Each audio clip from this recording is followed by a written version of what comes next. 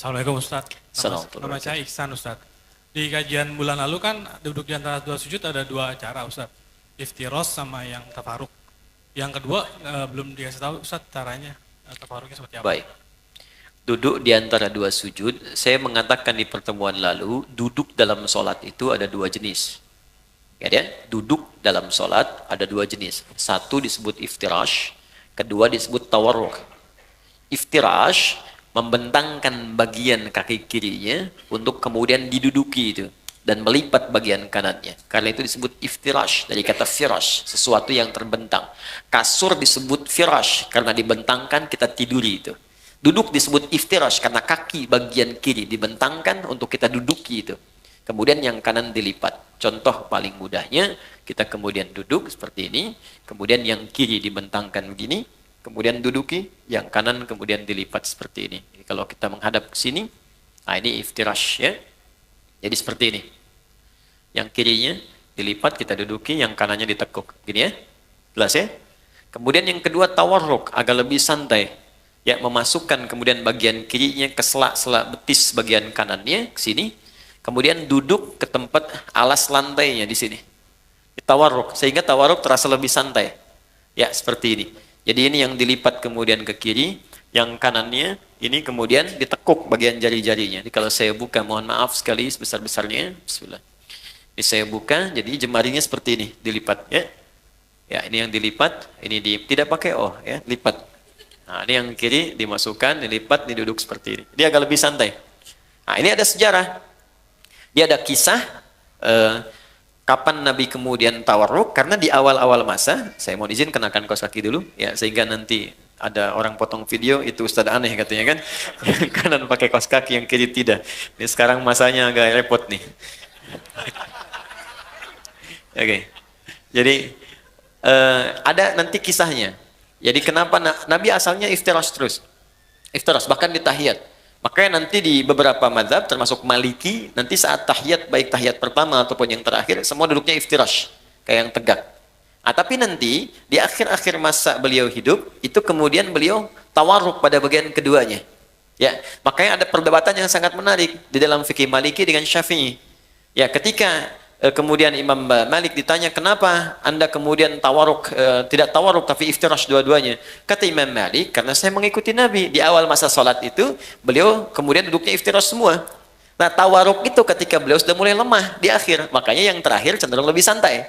Ya kan? Karena keadaannya sudah mulai agak lemah. Maka di akhir cenderung santai, karena tahiyat terakhir lebih lama daripada tahiyat yang pertama. Tapi jawaban Imam Syafi'i pun sangat bagus. Kata Imam Syafi'i, kita kan diperintahkan mengikuti Nabi. Ya kan? Jadi kalau Nabi tawarruk, kita ikut tawarruk. Nabi iftirash, kita ikut iftirash. Kalaulah logikanya, Nabi kemudian sudah lebih sepuh sehingga kemudian lebih nyaman tawarruk, kenapa dua-duanya tidak tawarruk? Tapi satu iftirash, satu tawarruk. Karena itu Imam Asy-Syafi'i lebih memilih untuk yang satu iftirash tahiyat pertama, yang kedua kemudian tawarruk. Imam Malik mempertahankan iftirashnya. Dua-duanya benar. Yang salah yang sambil baringan gitu ya. Baik. Jadi jangan berdebat pada dalil yang memudahkan. Adapun duduk di antara dua sujud, ya, maka duduknya iftirash, bukan tawarruk. Iftirash. Jadi ingat, hanya ada dua duduk dalam salat. Iftirash dan tawarruk. Iftirash dan tawarruk keduanya bisa dipakai dalam tahiyat, tapi di antara dua sujud hanya iftirash saja, bukan tawarruk. Kecuali pada kondisi kaki yang bermasalah sehingga tidak bisa iftirash. Maka silahkan, jangankan tawarruk, kaki maju ke depan pun satu itu boleh. Ya, jadi jangan marah ya. Teman-teman di Mekah misalnya kan, ada sholat tiba-tiba orang Arab kakinya begini satu saat tawarruk. Ya kan? Nah, ini tandanya sedang ada masalah di kakinya. Gak sopan nih sama Allah. Bukan begitu. Dia sedang ada masalah. Ya. Jadi silahkan, mau begini silahkan, mau gini silahkan, kalau sedang memang ada kesulitan. Ya, kaidah fikihnya apa? Ad-daruratu tubihul mahdzurat. Dalam kondisi yang darurat, maka yang terlarang menjadi dibolehkan untuk sementara. Ingat ya? Larangan yang dibolehkan itu sifatnya bukan permanen, tapi sementara. Ingat, contoh, ini sering saya sampaikan. Anda pergi ke hutan, kemudian di hutan sulit menemukan makanan halal, yang ada cuma babi. Kalau tak makan itu, maka bisa melemahkan fisik, bisa wafat. Maka dalam kondisi itu boleh makan daging babi. Ya, dapatkan, sembelih, ambil, masak, makan. Tapi tidak untuk dinikmati. hanya untuk menutup lapar. Enak juga ya? Tidak. Ya. Jadi hilangkan lapar sambil mencari yang halal. Begitu yang halal ditemukan, maka ini haram kembali mutlak. Jelas ya? Oke. Ada yang lain? Bismillah. Baik, bismillahirrahmanirrahim. Ya, ini ada yang sepertinya mengirimkan secari kertas. Kalau lihat dari tulisannya karena jelek nih pasti laki-laki nih. Ya. Assalamualaikum warahmatullahi wabarakatuh. Waalaikumsalam warahmatullahi. Bagaimana hukumnya ketika suami saat bermasalah dengan istri sudah talak 1 langsung talak 3. Lalu suami dan istri menyesal dan ingin rujuk. Baik. 1 langsung talak 3. Iya. Ada lagi yang saking marahnya nggak talak 1 lagi. Saya talak 3 sekalian gitu kan. Baik. Nah, jadi teman-teman, saya mau katakan begini. Kita harus belajar dulu fikih munakah, fikih rumah tangga. Di dalam bahasan munakahat rumah tangga itu ada bagian talak. Talak itu asalnya bukan untuk memisahkan, tapi solusi terakhir untuk menyatukan kembali. Asalnya bukan untuk memisahkan, tapi solusi terakhir untuk menyatukan kembali. Bagian paling akhir. Quran surah kedua Al-Baqarah ayat 229. Sampai nanti panjang sekali, ya. Sampai 230, 231, sampai ke 233-nya diselang lagi, masuk 234 rumah tangga lagi. Jadi, pertama, talak ketika dikeluarkan, itu ada urutan. Urutan pertama, jika punya persoalan, jangan sampai keluar kalimat talak dulu. Kembali dulu ke Quran surah keempat An-Nisa, ayat 34 sampai 35. Fokus. Ar-rijalu qawwamuna 'alan nisa, paling kiri sebelah atas. Ar-rijalu qawwamuna 'alan nisa bima faddalallahu ba'dahum 'ala ba'din wa bima anfaqu min amwalihim fas-salihatu qanitatun hafizatun lil ghaibi bima hafizallah wallati takhafuna nushuzahunna. Perhatikan. Laki-laki pemimpin di rumah tangganya bagi istrinya. Hati-hati karena Allah berikan bekal kepadanya untuk memimpin. Di antaranya bekal mencari nafkah, bekal melindungi, bekal menyayangi, ada di situ. Jangan tertukar. Sedangkan istri yang solihah, kata Allah cirinya 2, yang paling pokok. 1, menaati Allah dengan menaati suaminya ketika dia meminta pada yang baik. 2, menjaga nama baik keluarga, terlebih suami, khususnya ketika tidak sedang bersamanya. Maka jika terjadi hal, awas hati-hati, yang bisa berpotensi memecah belah kehidupan rumah tangga, menyebabkan perselisihan, maka saya berikan urutan-urutan kepada Allah. 1, fa'idhuhunna, komunikasikan dengan baik. Di situ diartikan nasihati. Sebetulnya wa'adha itu bukan sekedar memberikan nasihat, tapi cara komunikasi yang baik. Karena nasihat pun kalau disampaikan dengan cara komunikasi yang tidak baik, jadi keterimanya akan beda. Kamu ini akan nggak bisa mengerti. Itu kan sebenarnya mudah sekali. Memang gampang disampaikan, cuma nyakitin gitu. Ya, jadi kalaupun Anda ingin memberikan nasihat kata Allah, saling menasihati, maka lakukan dengan komunikasi yang baik, yang bagus di situ. Ya, kalau nggak ketemu, wahjuruhunna fil madaji'. Coba saling merenung dulu. Pisahkan dulu tempat tidurnya. Merenungkan dulu. Kenapa saya menikah dulu? Apa visi yang dibawa saat akan menikah dulu? Apa harapan-harapan yang dibangun? Kenapa Allah saya pertemukan dengan si fulan? Kenapa dengan si fulan? Renungkan sampai di situ. Belum ketemu juga, maka cari orang ketiga yang bisa menjembatani. Terutama keluarga. Makanya saya sering katakan pada yang belum menikah, kalau cari wali, cari orang yang paling dekat hubungannya, yang paling mengerti kita. Makanya kenapa harus ayah? Karena nanti dari 3 tanggung jawab ayah, itu 2 diberikan pada suami yang telah akan selesai, yang 1 tetap jadi tanggung jawab orang tua, khususnya ayah. Yang 2 itu apa? 1 pemberian nafkah. Di begitu saya terima nikahnya, ya si fulana binti fulan sekian dibayar tunai, itu kewajiban memberi nafkah pindah kepada suaminya. 2, pemberian kasih sayang dan perhatian, perawatan. Ya, perawatan yang merawat, kemudian menyayangi. Makanya nanti ada ayat-ayat, jangan sakiti pasanganmu, bapaknya tak pernah melukainya, ibunya tak pernah membentaknya, ayahnya tak pernah memukulnya. Masa kamu yang dipercaya bukan pada laki-laki lain kemudian harus menyakitinya? Turun Quran surah keempat ayat 19. Bahkan kalimat iman dilekatkan di situ. Kalau kamu ada persoalan jangan cepat marah kata Allah. Boleh jadi di balik masalah itu saya kirimkan hikmah yang besar supaya kamu belajar lebih baik. Kemudian yang ketiga, untuk memberikan perhatian. Perhatian. Nah ini yang ketiga, orang tua masih punya.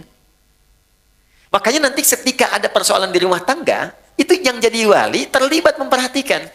Dan boleh jadikan untuk konsultasi, tanya. Aku ada persoalan, begini masalahnya. Boleh tanya. Ya, karena itu bahasa Qur'annya. Perhatikan. Fa in khiftum shiqaqa bainihima fab'athu hakaman min ahli wa hakaman min ahliya. Jika Anda khawatir rumah tangga sulit dipertahankan, kemudian berat persoalannya, nggak bisa diselesaikan sendiri, maka cari orang bijak di antara keluarga untuk menengahi. Bicara. Ngobrol. Kalau nggak ketemu juga, maka jalan yang paling tinggi terakhirnya adalah talak itu keluar. Ya. Tapi talak yang paling menarik, wal mutallaqatu yatarabbasna bi anfusihinna thalathata quru. Kata Allah, perempuan-perempuan yang ditalak itu, juga laki-laki yang menalaknya, setelah talak dikeluarkan itu, hendaklah dia menunggu 3 kali masa suci. Ketika saat suci dia ditalak, tunggu 3 kali. Tunggu itu bukan nunggu pisah. Banyak orang salah paham di sini. Bukan nungguin pisah. Kapan 3 kali suci datang? Kapan datang? Bukan. Tapi itu bagian terakhir. Ini di 3 kali ini, masih ada nggak rasa cinta? Ada perhatian. Apalagi lihat anak. Ada nggak untuk mengoreksi diri? Jangan-jangan kesalahannya bukan pada pasangan, pada pribadinya. Ada nggak kemampuan untuk melihat itu? Dilihat. Makanya yang pertama ini disebut raj'i. Raj'i itu rujuk. Rujuk itu kembali. Talak ini dijadikan solusi oleh Allah untuk mengembalikan. Mungkin dalam 3 kali masa suci ini masih berpikir untuk bisa kembali. Ini jangan diputuskan selesai, bukan begitu. Makanya 3 kali nih. 1 kali suci, tunggu. 2 kali suci, merenung lagi. Mungkin mau tapi ada syarat. Istri menuliskan syaratnya kepada suami. Kalau mau kembali, begini, begini, begini. Suami juga begini, begini. Dudukan, ngobrol dengan keluarga. Kalau ketemu, kadang-kadang di pertengahan, ada yang sudah kangen lagi. Ada yang ingat lagi. Tiba-tiba malamnya sama-sama lagi. Padahal belum 3 kali suci. Sekali suci udah bareng-bareng lagi. Maka itu nggak perlu akad lagi. Sudah otomatis nyambung lagi. Jadi sekali, 2 kali. Kalau 3 kali kemudian tidak keluar itu, ya tidak keluar iswahnya, tidak ada nyambungnya, maka jatuhlah talak 1 di situ. Jelas. Kemudian pengen dikoreksi, pengen balik lagi. Ya, kemudian nyatu lagi, akad kembali, menyatu di situ. Kalau tidak diakadkan kembali, maka si perempuan berhak menikah dengan orang lain. Jelas ya? Nah, kalau kemudian menyatu lagi, ada masalah lagi, talak yang kedua baru jatuh. Jadi nggak ujuk-ujuk 3. 1 selesai, nyambung lagi. Talak lagi, masuk yang kedua. Itu pun masih ada koreksi, sampai 3 kali lagi. Panjang sekali. Nah, kalau kemudian pada yang kedua ini sadar, nyambung lagi. Ternyata ada masalah lagi, sampai yang ketiga puncaknya. 3 kali masalah sudah melewati 6 kali suci. Masa nggak selesai-selesai? Maka Allah kasih pelajaran. Kalau keluar yang ketiga ini, pada yang kedua nih. Pada yang kedua, kalau kamu sampai keluar talak yang ketiga lagi, kamu nggak bisa langsung nyatu kembali, kecuali dua-duanya harus menikah dulu dengan yang lain dulu sebelum menyambung kembali. Supaya tidak terjadi talak lagi yang ketiga. Tapi kalau memang nggak bisa disatukan, dan memang ada hikmah, mungkin sampai di sini rumah tangganya. Mungkin sampai di sini kelengkapannya. Sudah. Maka di situ kemudian berlaku talak yang ketiga. Jadi nggak ujuk-ujuk kemudian langsung 3, tidak. Ada tahapan di situ. Yang paling menarik begini. Boleh jadi perpisahan itu hanya muqaddimah untuk mengantarkan pada penyatuan kembali. Saya punya guru falak yang sangat terkenal di Indonesia. Namanya Kiai Haji Yujan Esa. Yujan Esa. Alhamdulillah. Esa itu singkatan, Endang Syarif. Kiai Haji Yujan, orang Garut ini. Wah, ini Masya Allah, lebih cepat dari kalkulator. Jadi kalau udah ditanyakan, udah sekian. Arah kiblat sini. Kita hitung betul. Google kalah lah, pokoknya Kompas telat. Ya, jadi itu seketika. Haji Yujan. Yujan itu didapatkan karena dikasih orang. Bahasa Arabnya Yujan. Wajada yajidu Yujan. Dikasih orang, Haji Yujan. Haji saya dikasih sama Allah lewat orang itu. Maka disebutkan Haji Yujan. Hajinya dikasih orang. Saya nggak perlu bangga dengan semua itu karena ini pemberian Allah. Esa Endang Syarif. Maka dikenal dengan Kiai Haji Yujan Esa. Baik. Silahkan kalau mau singkat. Nah, kemudian menikah. Sempat pisah. Tahu Anda apa yang terjadi? Sampai kemudian beliau menikah lagi. Istrinya yang pisah ini menikah lagi. Di akhir masa hidupnya, dalam keadaan sepuh, istri yang ini meninggal. Suami yang itu meninggal. Dan menyatu kembali yang tadi. Di masa tuanya. Menyatu kembali. Jadi kita tidak tahu rahasia apa yang Allah tetapkan di kemudian hari. Yang bisa kita jalani adalah apa yang terjadi di rumah tangga, ikuti ketentuan yang ditetapkan oleh Allah. Itu pasti solusi. Kalau punya masalah, duduk bicara, komunikasi yang enak. Terus perannya dilihat, Anda laki-laki, ini perempuan. Kalau perempuan kata Allah, datang kepada laki-laki. Laki-laki itu pemimpin. Masih ingat kata-kata saya? Ciri khas pemimpin itu apa? Ya, ciri khas pemimpin tidak mau dipimpin. Dia hanya menerima masukan, tidak menerima saran. Ya, jadi kalau masuk kepada pemimpin, masuknya harus dengan cara yang tidak langsung. Biasanya kalau tidak tanpa mukadimah, papa sih begini-begini, balik lagi tuh. Tapi kalau kita masuk dengan cara yang lembut, Ma, saya mohon maaf kalau selama ini banyak salah, emang. Ya, nggak apa-apa, terima aja dulu. Nggak apa-apa. Iya, tapi mungkin Allah kirimkan papa untuk menyempurnakan apa yang kurang pada diri saya. Capek.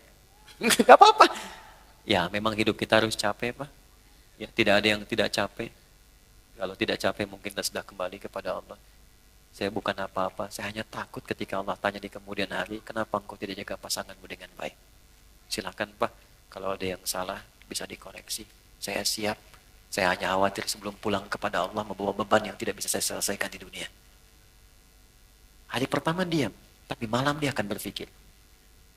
Tengah malam mungkin menangis. Besok-besok tiba-tiba datang kepada Anda. Ternyata saya yang punya salah, mah. Tuh kan, bener kan saya bilang kemarin. Tapi itu bisa terjadi. Ya, sholat, dalam sujud minta, ya Allah sentuh hatinya ya Allah, berikan kebaikan pada jiwanya ya Allah berikan kemuliaan, engkau pasangkan dia kepadaku bukan pada yang lain ya Allah, maka mohon ya Allah ringankan hisabku di hari kiamat. Itu lebih mudah. Jelas ya? Dan itu insya Allah akan indah. Bu, ada satu ya teman-teman akhwat. Ini kisah nyata di masa lalu. Ini mungkin awet untuk rumah tangga. Jadi setiap suaminya mau tugas di masa lalu, dia selalu berdandan rapi. Rapi dandan. Terus diantar sampai ke depan pintunya. Sampai dilihat bayangannya hilang. Ya, dia cium tangannya, suami cium kemudian keningnya, dia berangkat. Sampai katakan, dan selalu dibisikkan di telinganya. Pak, sayang, kami mendoakanmu, insya Allah sukses pekerjaan. Tolong jangan cari yang haram. Karena kami satu detik pun tidak akan kuat di neraka. Kami sanggup menahan lapar seharian, tapi tak akan sanggup bisa berada di neraka walau sedetik. Dibisikkan di telinganya, jalan. Setiap pulang, dandan lagi yang rapi. Dandan rapi, dan menariknya bawa sapu. Bukan mau nyapu. Begitu suami datang, cium tangannya, duduk, makanan disiapkan lagi. Masya Allah, kalau bahasa kita, ayah sudah pulang, semoga Allah berikan segala kebaikan, kemuliaan, menghilangkan rasa penat. Aku mohon maaf, hanya ini yang terbaik yang aku bisa berikan. Kalau ada yang kurang-kurang kau marah, kau pukul pun silahkan, aku rela. Diberikan sapunya. Dan tidak pernah dalam hidupnya terjadi pertengkaran yang luar biasa. Insya Allah. Bisa seperti itu. Suami mau berangkat, kan? Siapkan, dandan, kirimin SMS, kan? Sayang, insya Allah lancar ya hari ini aktivitas. Yakinkan pada dirimu aku bersamamu dalam suka dan duka. Wah. Dijawab sama suami, kamu kenapa sehat? Oke. Itu terakhir. Assalamualaikum, saya ingin bertanya, jika mendapatkan rizki, sebaiknya dipakai umrah ibadah dahulu atau lebih diutamakan untuk kebutuhan terlebih dahulu? Karena takut kedepannya tidak cukup untuk memenuhi biaya hidup. Oke, teman-teman begini, jangan dipisahkan semua ibadah. Ya, memenuhi kebutuhan rumah tangga dan ibadah aspek yang lain secara ritual itu Allah sudah atur dengan sedemikian rupa. Contoh, Anda bekerja, dapat rezeki berupa harta benda tertentu dengan jumlah tertentu. Apa yang pertama kali harus dilakukan dengan harta ini? Turun Quran surah keempat ayat 34. Paling kiri sebelah atas. Infakkan lu untuk keluarga. Jadi pertama keluarga. Jelas? Ar-rijalu qawwamuna 'alan nisa bima faddalallahu ba'dahum 'ala ba'din wa bima anfaqu min amwalihim. Jadi Anda cek nih kebutuhan keluarga itu berapa? Dalam sebulan cek berapa. Dapat 80 juta, kebutuhan 40 juta dari keluarga. Masih ada lebih kan? Makanya kelebihan ini sudah Allah ukur. Allah tetapkan nisab namanya. Jadi ada nisab di situ. Setiap ada 85 gram emas, Dengan nominal sekian, emas itu akan terus naik kan? Sesuai dengan masanya. Masa Nabi mungkin kurang dari 1 juta, naik lagi, naik lagi, naik lagi, naik lagi. Sekarang 1 gram udah 700.000. Ya kan? Baik, jadi ini kurang lebih sudah 60 juta ke atas. Maka ketika Anda mendapatkan ini, kata Allah, ini pun silahkan keluarkan zakatnya dulu. Baru keluar zakat. Zakat pun keluar setelah melewati batas ini. Ya, 85 pas ke atas, keluar zakat. Bahkan ada pendapat di ulama pun, jika zakat ini pun, awas hati-hati, bisa berpengaruh terhadap kebutuhan keluarga yang memang dibutuhkan nilainya segitu, maka ini belum dikeluarkan.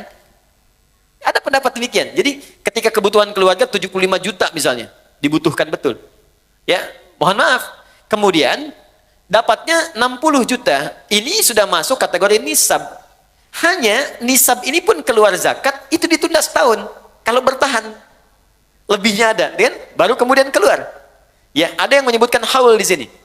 Karena itu, jika kemudian ini masih belum mencukupi, maka ini tidak keluar. Tutupi dulu ini. Di Anda bayangkan, zakat saja yang sifatnya wajib keluar ketika nisab muncul, itu bisa ditunda atau tidak keluar ketika kebutuhan keluarga belum tersalurkan. Kalau sifatnya betul-betul mendesak. Tapi kalau sifatnya asumsi, nih kebutuhan kita misalnya 60 juta nih dalam sebulan.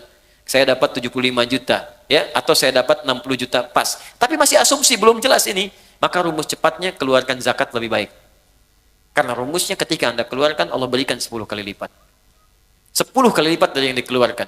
10 kali lipat ini jangan dihitung dari uangnya, dari nilainya. Boleh jadi dijaga yang nilai 60 juta ini supaya dia berkurang. Sakit tidak ada. Kebutuhan ini tiba-tiba dibelikan oleh orang lain. Ini yang menjadi gratis. Anak-anak dapat beasiswa. Akhirnya yang 60 juta, tinggal 30 juta. Anda masih nyimpan 25 juta. Udah sampai sini? Oke, nah sekarang kita kembalikan ke umrah. Ustaz, saya dapat rezeki nih. Saya pilih mana? Umrah atau saya penuhi kebutuhan keluarga dulu? Kalau memang ada kebutuhan keluarga yang sangat mendesak yang harus dipenuhi, maka ini yang didahulukan. Ini kemudian diakhirkan. Caranya, simpankan untuk tabungan. Nabung, tapi niatkan betul. Tuliskan tabungannya, cadangannya umrah. Jangan diganggu untuk apapun. Bisa, saya dapat rezeki 55 juta. Kebutuhan keluarga 45 juta. Ini harus saya dahulukan. Masih sisa 55 juta. Maka Anda simpan, misalnya 10 juta untuk umrah, 5 juta untuk cadangan ke sini. Jelas? Simpan. Dapat lagi, simpan. Dapat lagi, simpan. Sampai terpenuhi, baru berangkat. Kalau sudah dapat 30 juta ini niatkan untuk umrah, berangkatkan umrah. Ya. Tapi kalau cuma asumsi, takut ada kebutuhan, takut ini, tidak. Dahulukan ibadah. Dahulukan.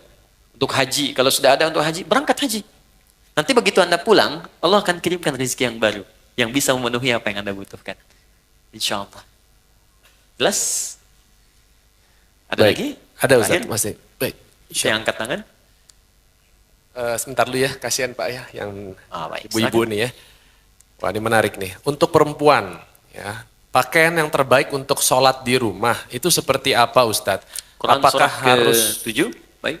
harus berpakaian terbaik atau kita boleh pakai pakaian yang sedang kita kenakan, misalnya daster kemudian ditutupin oleh mukena? Ya, bukan kita, mungkin Anda ya. Ini saya nggak Oh iya, daster. Anda bukan Oke. saya. Kok kita? Kena gue ya. Biasa, it's happening sometimes. Oke. Quran surah ke-7 ayat 31, lihat di ujung ayatnya ya. Dari ayat 26 sebetulnya, 26, 27, 28, 29 sampai ke 31-nya. Di ayat yang terakhir dilarang untuk israf, berlebihan. Ya, wala tusrifu innallaha la yuhibbul musrifin. Kalau Anda tarik ke 26, 27 terutamanya, kemudian 28, 29 sampai ke ayat tadi yang saya sampaikan berhubungan dengan masjid. Pertama Allah katakan khudzu zinatakum 'inda kulli masjid. Ketika ada panggilan dari masjid, kenakan pakaian terindahmu. Indah. Indah itu ukurannya pasti sudah kita pahami lah. Ya, ada ukuran moral di situ. Ukuran etika. Ya, ibu kondangan pakai daster gitu, indah tidak? Gitu kan? Misal ya. Tapi kalau kita tutup dengan yang lain, tutup ya dan nampak indah, nampak rapi, itu nggak apa-apa, nggak jadi masalah. Yang penting ada penutup dengan baik, rapi, tampil baik. Misal tadi tutup mukena kan? Tutup mukenanya rapi, mukena baik, nggak ada masalah. Silakan saja. Sama aja Anda dengan pakai daster, tutup lagi misalnya pakai abaya, pakai macam-macam, berangkat kemudian ke kondangan dan seterusnya. Sepanjang yang bagian dalamnya tertutupi dengan baik. Ya, jadi tutup tampilan luarnya yang rapi, yang bagus. Tapi ada yang sangat menarik. Walibasut taqwa dzalika khair. Dan pakaian ketakwaan itu esensi yang paling bagus. Itu yang terbaik. Apa itu takwa? Takwa itu satu, bebas maksiat. Ya, bebas maksiat. Sehingga diartikan meninggalkan semua yang dilarang. Jangan sampai Anda sholat membawa pakaian haram. Hasil menipu, hasil korupsi, hasil riba. Makanya ada hadis yang sangat panjang di hadis Muslim. Ketika seorang memohon kepada Allah dan terdengar oleh Nabi. Ya. Thumma dzakara rajula yutilus safara asy'atha aghbara. Kemudian Nabi mengisahkan seorang lelaki yang menempuh perjalanan panjang. Doa orang yang sedang safar cepat dikabulkan. Yamudu yadayhi ila sama, mengangkat tangannya ke langit. Fayaqulu, maka dia berkata, Allahumma ya Rabb ya Rabb. Jadi 3 yang dia kerjakan. 1 safar, 2 mengangkat tangan, yang ketiga memulai dengan al-asmaul husna. Setiap satu itu cepat mengabulkan doa. Di orang safar 2 kali cepat dikabulkan. Orang mengangkat tangan cepat dikabulkan. Menyebut al-asmaul husna cepat dikabulkan. Jadi harusnya 6 kali orang ini lebih cepat dikabulkan dari doa orang biasa. Tapi apa kata Nabi? Anna yustajabu lidzalik. Bagaimana doanya bisa dikabulkan? Mustahil. Jadi ada orang yang ketika berdoa, Allah bukan nggak mau ngabulkan. Jadi balik lagi mental kayak gini nih. Nih, ini ada gelas kan? Bejana kan? Oke, kalau ini nggak ada sekatnya, saya mau masukkan apa aja bisa. Tapi kalau disekat begini, apa yang mau masuk? Gula nggak masuk, garam nggak masuk, spidol nggak masuk, balik mental. Bukan Allah nggak ngasih, mental. Apa yang menutupi sehingga mental jawaban dari Allah itu? Pertama kata Nabi, mat'amu haram, karena sumber makanannya haram. Mashrabu haram, karena minumannya haram.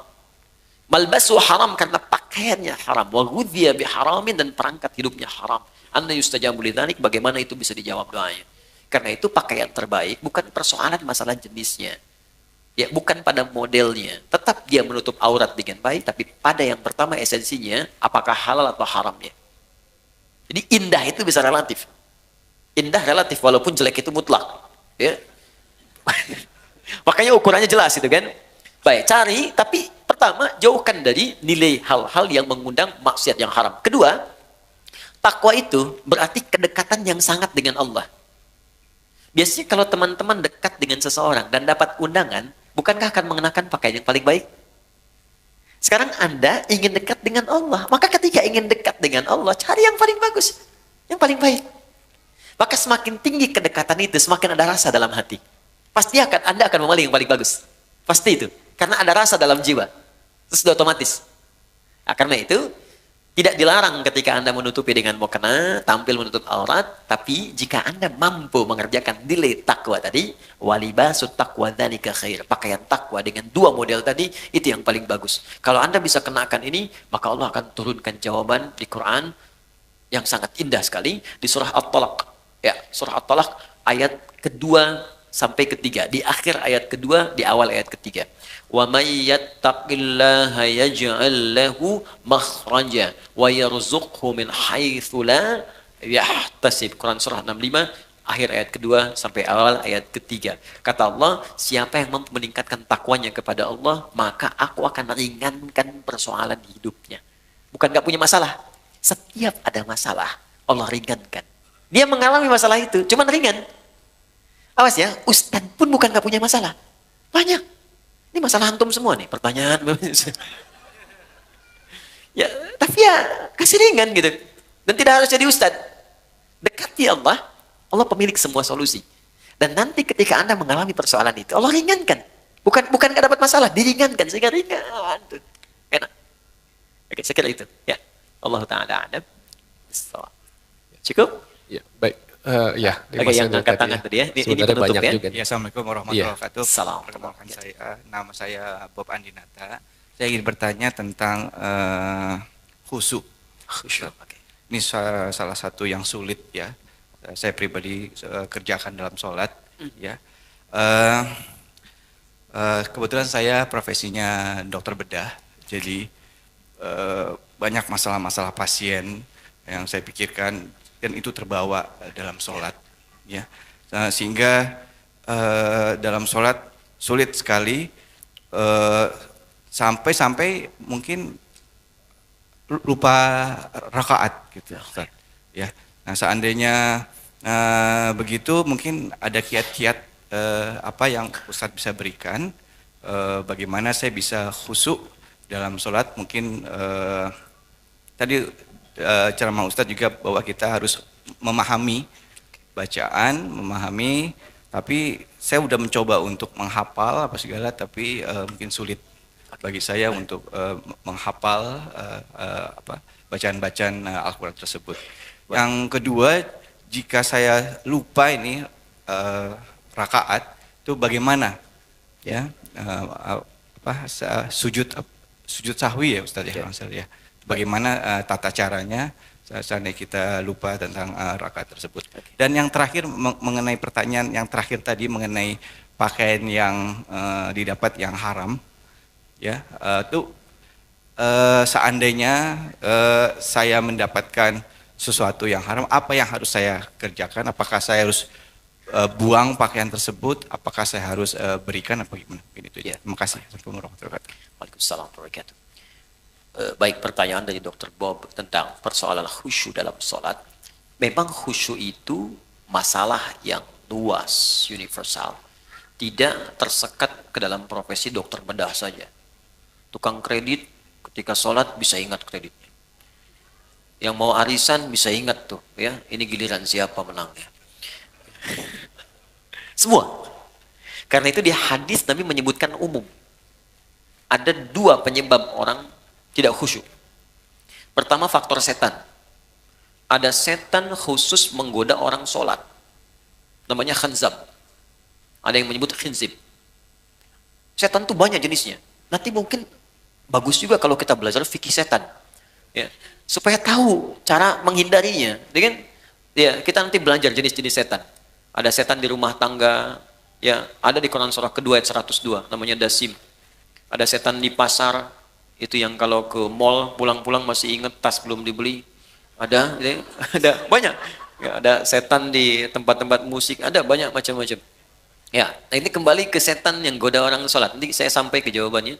Di Nabi mengatakan dalam salah satu hadisnya, bima makna idza kabbara, kalau seorang sudah mulai takbir, kemudian faqala syaitanu, maka setan sudah mulai berbisik di benaknya, udzkur kada, ingat ini, ingat itu. Itu ke semua. Kalau kita belum takbir, itu biasa Pak. Gak akan ingat tentang bedah, tentang pasien, tentang macam-macam. Tapi ketika Anda mulai takbir, Allahu Akbar, mulai ingat. Gunting tadi letaknya di mana? Ini ada yang belum dibedah, ini ada yang muncul semua. Berarti normal. Normal. Karena setannya betul menggoda. Ya, datang tuh.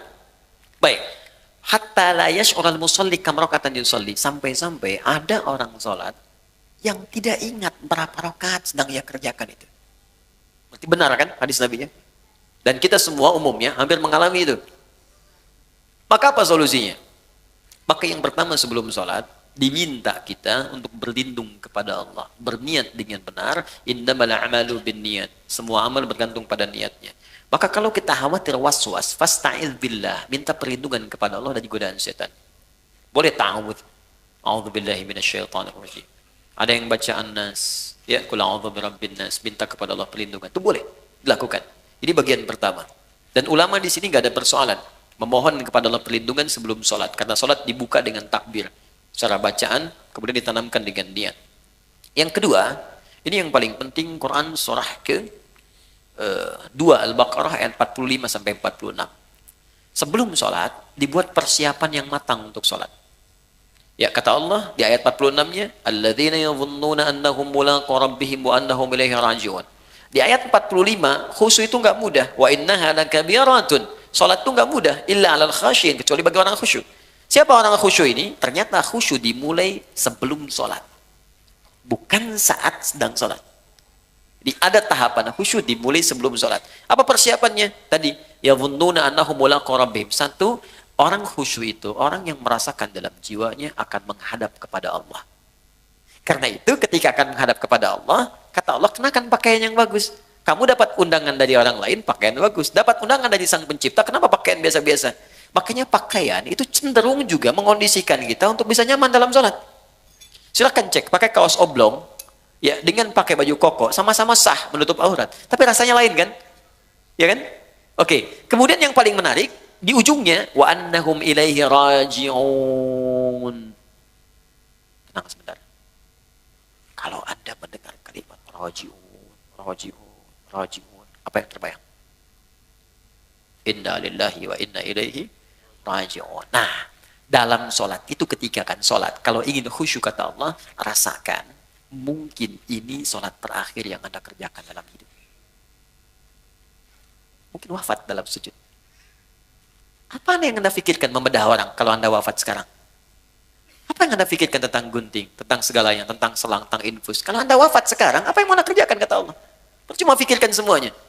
Maka Nabi sering katakan sebelum sholat, Sallu sholatan muwadda'. Sholatlah engkau seakan-akan sholat ini jadi perpisahan dalam hidupmu. Ya, sholat, siapkan. Rasakan, mungkin ini sholat terakhir. Makanya panggilannya kan panggilan adzan. Adzan, an-nida, panggilan. Oke, saya ganti namanya. Andi, ada namanya di sini? Tidak ada. Baik, kalau tidak ada, oh ada. Baik, kalau ada saya ganti dulu. Asep, ada? Ada. Pasti nggak ada. Suneo. Nggak ada kan? Pasti nggak ada. Suneo dipanggil Allah. Apa artinya? Kita dipanggil tiap hari. Adi dipanggil Allah, Bob dipanggil Allah, Hasan dipanggil Allah, Andi dipanggil Allah. Allahu Akbar, dipanggil kan? Mungkin sholat itu panggilan terakhir dalam hidup kita. Kalau kita sudah merasa itu panggilan terakhir dalam hidup, boleh jadi di situ kita akan mulai merasakan kenikmatan untuk pasrah kepada Allah. Kalau wafat dalam sujud itu. 2. 3. Ada isyarat di Quran surah ke-29 ayat ke-45. Utslu ma uhiya ilaika minal kitab. Sebelum sholat baca dulu, pahami dulu.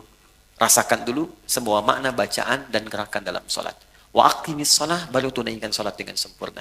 Jadi ketika kita merasa akan wafat, kita merasakan baca Allahu Akbar, Allah Maha Besar, pikiran menerjemahkan. Hati merasa, ya Allah saya mengatakan kau Maha Besar, tapi dalam hidup saya selalu merasa besar dalam hidup. Pekerjaan saya katakan yang paling besar dalam hidup, dan seterusnya. Itu perasaan akan terbawa. Sehingga membantu kita bisa lebih fokus dan nyaman dalam sholat. Jelas sampai di sini? Untuk bagian yang pertama. Karena itu saya sarankan, jangan capek dulu untuk semua dikerjakan. Sepekan ini saya mau belajar takbir dulu, pahami dulu. Sepekan kemudian saya belajar untuk iftitah. Selanjutnya saya belajar Al-Fatihah sampai sempurna kita. Bahkan ada ulama yang mengatakan ingat sholat saja sudah bagian dari khusyuk. Wah ini 5 menit lagi adzan zuhur nih. Sudah ingat tuh, itu bagian dari khusyuk. Oke? Baik. Kemudian yang selanjutnya saya lompat ke bagian terakhir. Yang haram ketika hadir dalam jiwa kita atau kehidupan kita, bagaimana solusinya? Kalau dari pakaian dan sebagainya, ada sebagian yang ekstrem mengatakan buang, ada yang mengatakan bakar. Tapi kalau ada dari manfaat-manfaat bisa digunakan secara sosial, maka jumhur ulama lebih menyarankan arahkan kepada kepentingan sosial. Sosial, misal ada harta haram berupa uang misalnya kan didapatkan, kita tahu ini haram. Walaupun misalnya hukum setempat mengatakan boleh, tapi saya katakan ini haram nih secara agama. Maka Anda ingin bebaskan dari itu, maka kemana kan ini? Maka ulama jumhur mengatakan mayoritas berikan untuk kepentingan sosial, bikin jalan, bikin bangunan, bikin macam-macam, yang sifatnya tidak konsumtif, ya, bukan dimakan. Jadi jangan berikan pada anak yatim, jangan berikan pada fakir miskin, tidak. Untuk yang sosial sifatnya. Jadi kalau yang tadi misalnya mau diberikan pakaian pada dan kepentingan sosial, jual berikan untuk kepentingan sosial atau dipakai pada hal-hal yang sifatnya secara sosial bisa digunakan, silahkan, tidak ada masalah untuk di situ. Saya kira itu yang bisa saya sampaikan, teman-teman. Tinggal 3 menit ke zuhur, izin menyampaikan beberapa hal.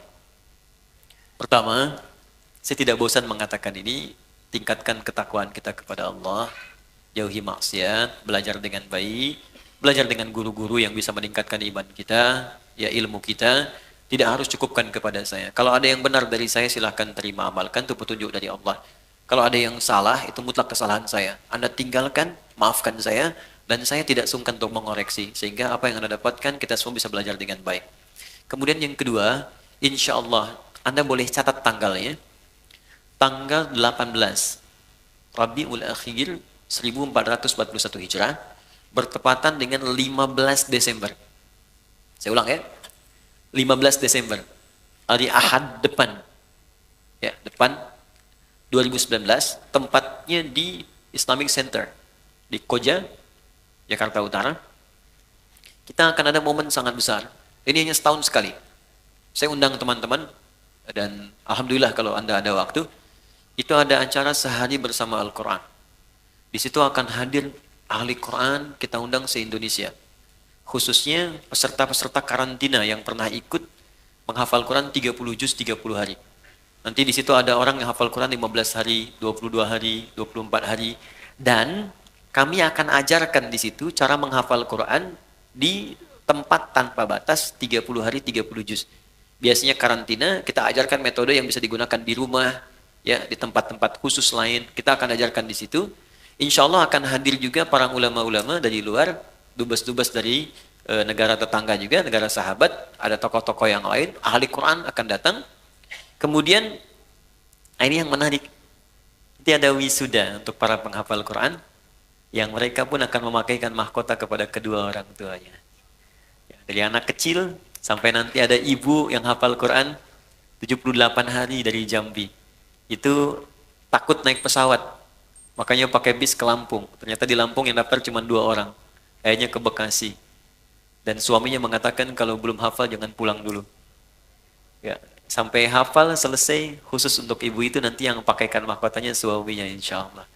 Nah, dan nanti biasa ketemu dengan ahli-ahli Quran, keluarganya bagaimana. Ada anak kecil, saya belum buka sampai sekarang. Saya nggak mau anak itu diekspos terlalu jauh, sehingga kehilangan Qurannya.